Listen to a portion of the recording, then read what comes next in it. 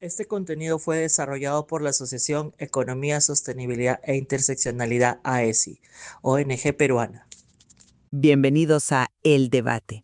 Imagina que tienes la tarea titánica de mudar la Biblioteca Nacional del Perú a otra ciudad.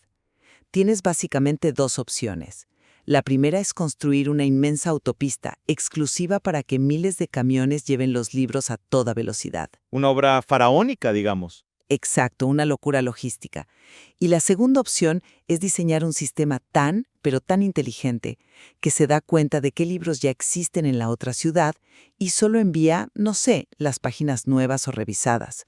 Bueno, hoy analizamos el curso 7.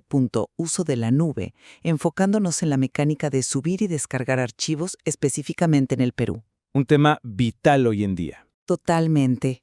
Y yo estoy convencida de que la inteligencia del software de la nube, con sus algoritmos, la deduplicación, es el verdadero motor que hace todo esto posible. Por mi parte, argumentaré que el software es la clave, mientras que mi colega aquí sostiene que, sin la infraestructura física, o sea, la fibra óptica simétrica, toda esa inteligencia de la nube es simplemente una ilusión. Así es. Es una imagen inicial muy atractiva, ¿no?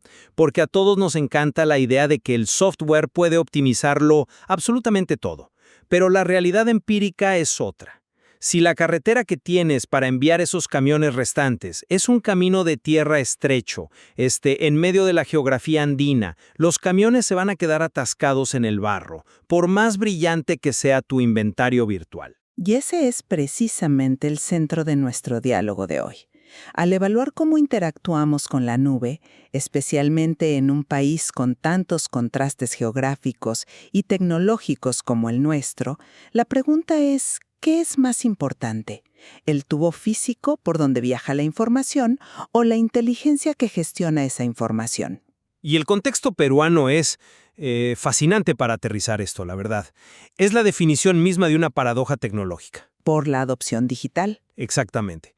Si observamos los datos recientes del sector, Perú tiene el mercado de fibra óptica hasta el hogar, o FTTH, de más rápido crecimiento en toda América Latina. Es un despliegue masivo. Pero paradójicamente, el país ocupa el puesto 69 a nivel mundial en adopción digital en gobierno y empresas. O sea, hay una desconexión evidente entre el cable físico que está llegando a las oficinas y el uso real que se le da al subir o descargar datos. Claro, pero esa brecha, esa desconexión, es exactamente la razón por la que creo que el enfoque debe estar en el software. Subir y descargar archivos ya no es una simple transferencia de datos lineal como, no sé, ocurría en los 90. Hoy este proceso está gestionado por algoritmos que resuelven problemas computacionales sumamente complejos en fracciones de segundo. Ya, pero antes de hablar de algoritmos tenemos que hablar de física. Cualquier plataforma en la nube es inútil sin el canal adecuado. Y esto es críticamente cierto cuando hablamos de la acción específica de subir archivos, la carga de datos. Es un proceso que la industria de las telecomunicaciones en América Latina pues ignoró durante décadas. Espera, detengámonos ahí un segundo para que quede totalmente claro. Siempre escucho ese término de conexión asimétrica como el gran villano de esta historia. Mecánicamente, ¿qué pasaba en la red peruana antes de que llegara esta explosión de la fibra óptica?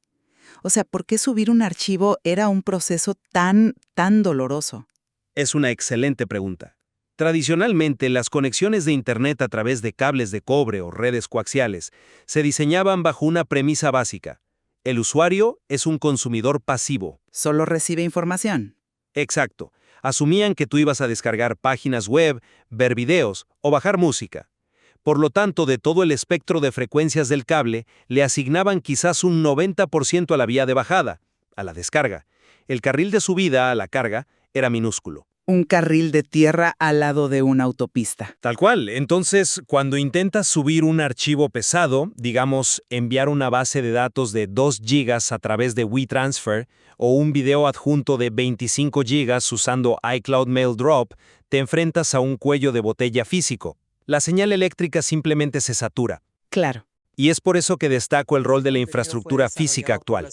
Proveedores locales, como WIN, están impulsando el Internet 100% fibra óptica con simetría real. Y esa simetría significa que el carril de subida es exactamente igual de ancho que el de bajada. Correcto. Estás moviendo fotones, luz, a través de hilos de cristal en lugar de impulsos eléctricos por cobre. Tienes 1000 megabits para descargar y 1000 megabits para subir. Sin esa simetría física, el concepto de respaldar grandes volúmenes de datos en la nube no es práctico para una empresa en Lima o Arequipa. Por algo, el Plan Nacional de Competitividad y Productividad 2019-2030 pone como meta principal duplicar la capacidad de banda ancha. El gobierno sabe que la barrera real es el medio físico. Entiendo la limitación física histórica, sí, pero la realidad actual del software ha evolucionado precisamente para mitigar y superar esas barreras. O sea, la eficiencia no viene solo de tener un cable más grueso, viene de cómo la nube redefine la naturaleza misma de un archivo. Si miramos el caso del Instituto Peruano de Investigaciones sobre Glaciares y Ecosistemas de Montaña, el INAIGAM, vemos esto en acción. Ah, esa es la agencia que monitorea los riesgos de deslizamientos en los Andes, ¿verdad? Exactamente. Ellos manejan bases de datos masivas, mapas topográficos, modelos climáticos, archivos pesadísimos. Antes de adoptar la arquitectura de la nube, la agencia saturaba completamente sus redes locales intentando colaborar. En sus propias palabras, enviaban 1000 correos electrónicos a la vez, con cadenas de archivos adjuntos. Uf.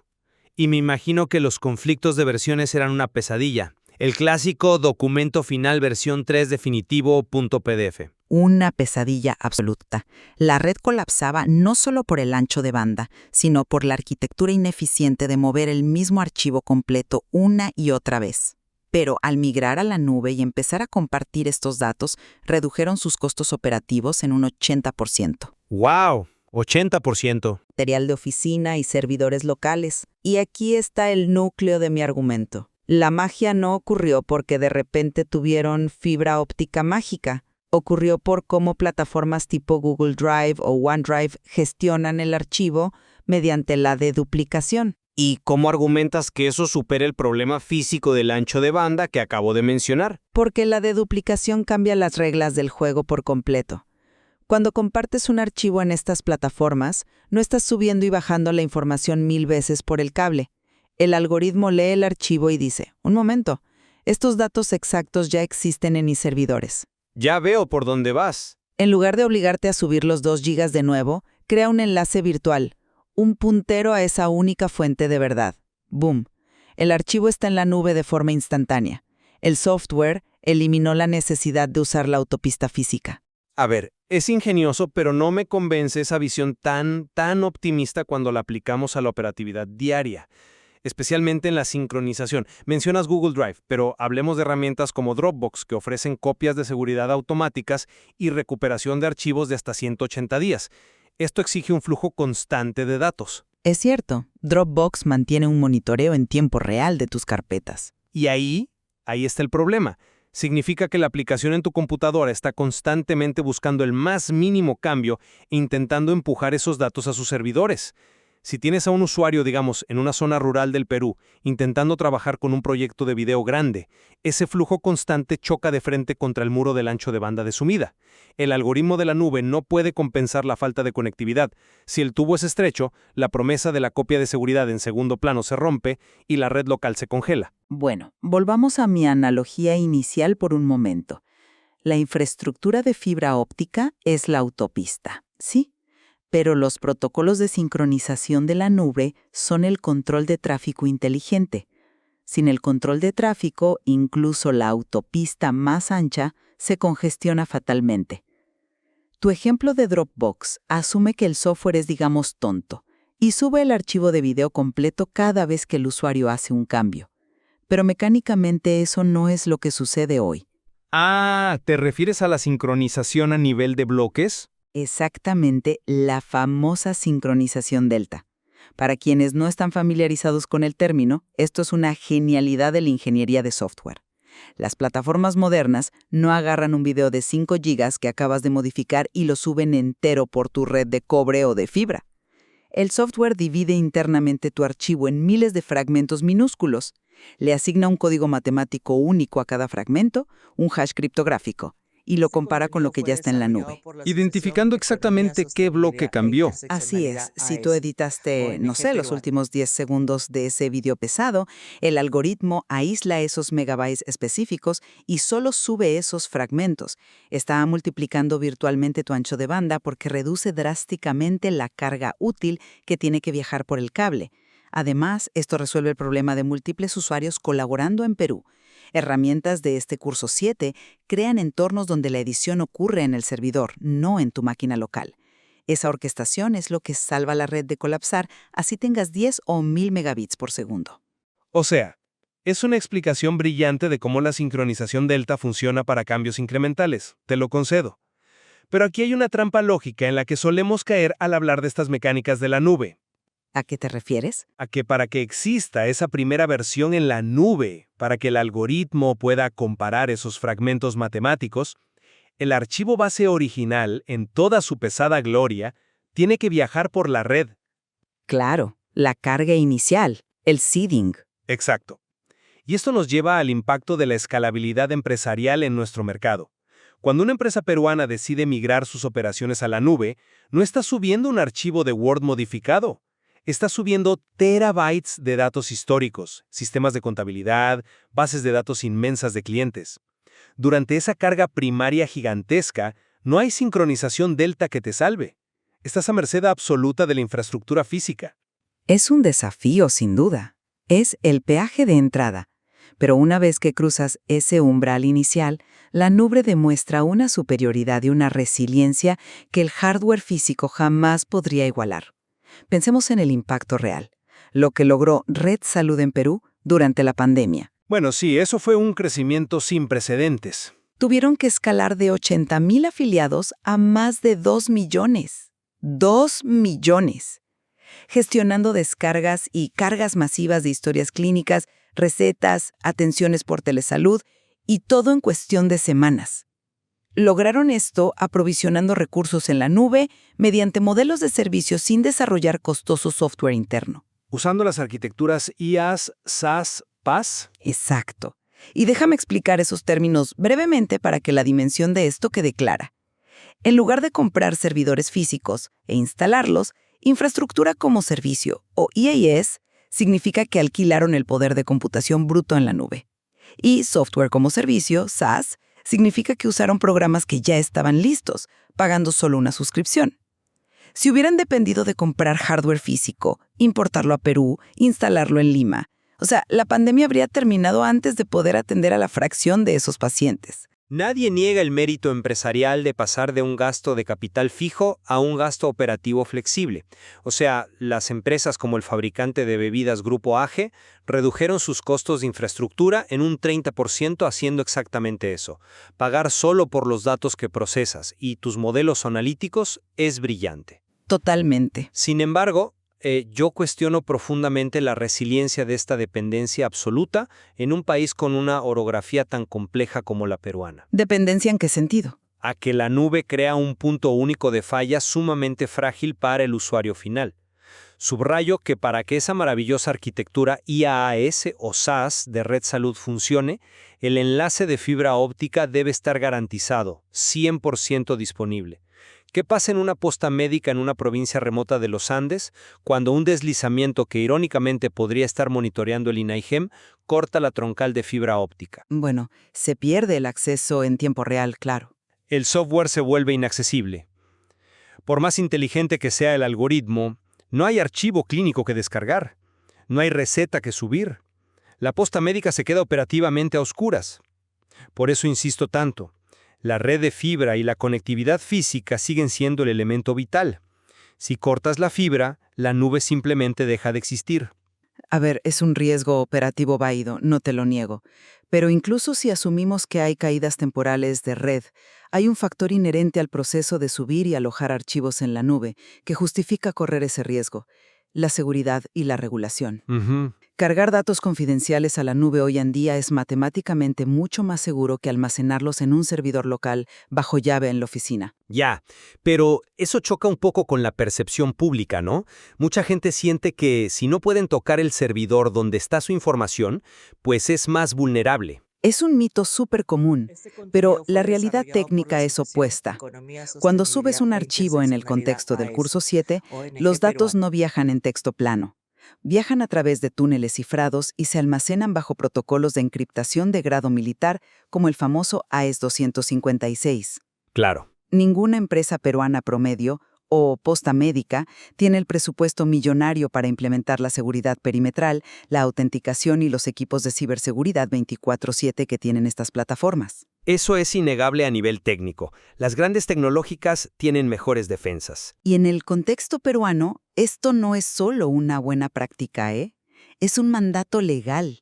Tenemos la Ley de Protección de Datos Personales, la Ley número 29733, que impone multas severas si hay filtraciones de datos sensibles.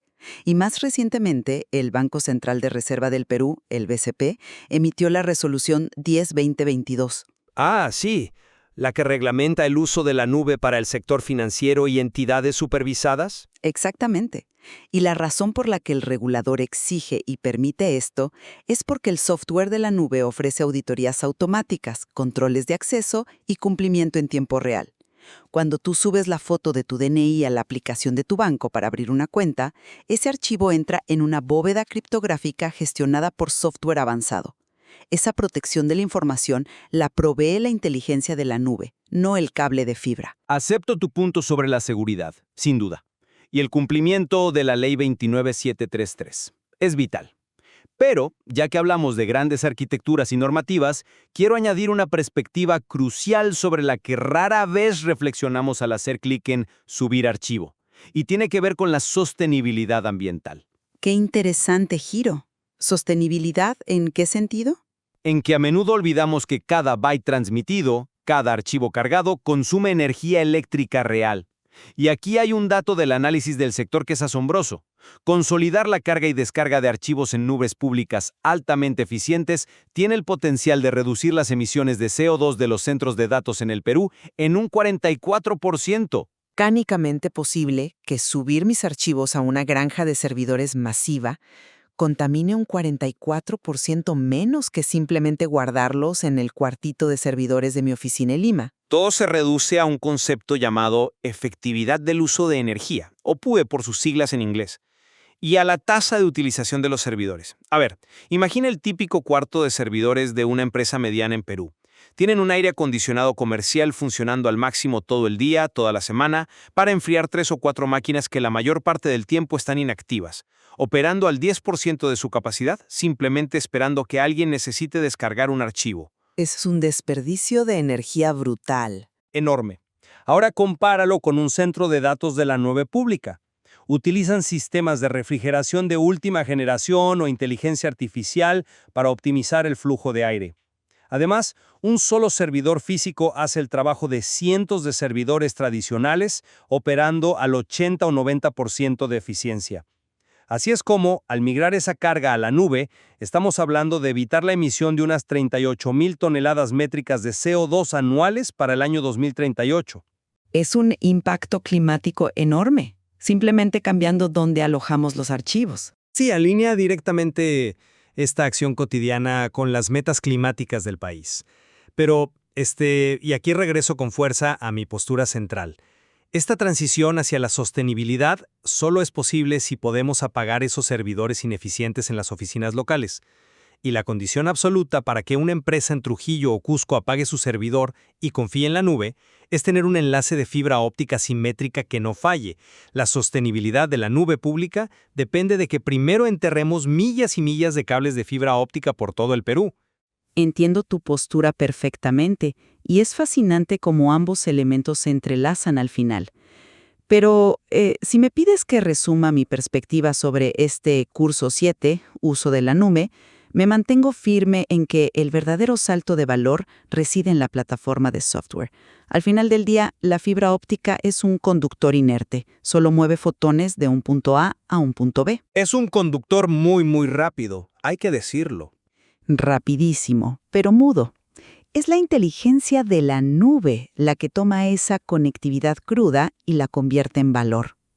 Transforma un simple envío en un sistema que deduplica para ahorrar espacio, que aplica sincronización a nivel de bloques para no saturar las redes y que utiliza un cifrado avanzado para cumplir con las normativas peruanas.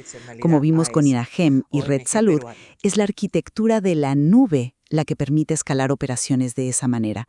Un cable, por sí solo, jamás podría articular eso. Y bueno, mi resumen aborda esa misma idea desde la óptica inversa. Esa inteligencia algorítmica es indudablemente una maravilla, pero la nube sigue siendo un concepto vacío sin la infraestructura física que sirve como su, digamos, sistema circulatorio. Si no podemos mover físicamente esos gigabytes a través de la compleja geografía peruana, todas las asombrosas capacidades del software se vuelven irrelevantes. La barrera histórica siempre fue la simetría del cobre. Es la fibra óptica simétrica la que está abriendo finalmente la puerta de la nube. Sin el cable, sencillamente, no hay nube. Creo que, escuchándonos, llegamos a un punto de convergencia muy claro en este intercambio. La verdadera transformación digital, esa que permite que un hospital atienda a millones o que una agencia prevenga desastres, requiere una simbiosis. Sí, totalmente. Necesitamos la ubicuidad de la infraestructura física y necesitamos la sofisticación extrema del software. Así es, pensar en la carga y descarga de archivos hoy es entender que dependemos de un ecosistema donde la ingeniería de telecomunicaciones se da la mano con la ciencia de la computación. Es una maquinaria súper compleja. Y esa complejidad es precisamente lo que hace este tema tan apasionante. Invitamos a quienes nos escuchan a seguir explorando los matices técnicos del curso 7 y cuestionar cómo interactúan sus propios sistemas con estas herramientas. La próxima vez que arrastren un archivo pesado a su carpeta, piensen por un segundo en los complejos algoritmos y en los cientos de kilómetros de hilos de cristal que se activan al mismo tiempo. Volviendo a nuestra Biblioteca Nacional del inicio. Necesitamos el sistema logístico más inteligente del mundo, sí, pero también necesitamos asegurar que los camiones tengan una carretera sólida y veloz por la cual transitar. Exactamente. Sin importar lo complejo del mecanismo, el conocimiento siempre debe llegar a su destino. Gracias por acompañarnos en este análisis y por ayudarnos a iluminar estas piezas clave de nuestra vida digital. Hasta la próxima. Este contenido fue desarrollado por la Asociación Economía, Sostenibilidad e Interseccionalidad AESI, ONG peruana.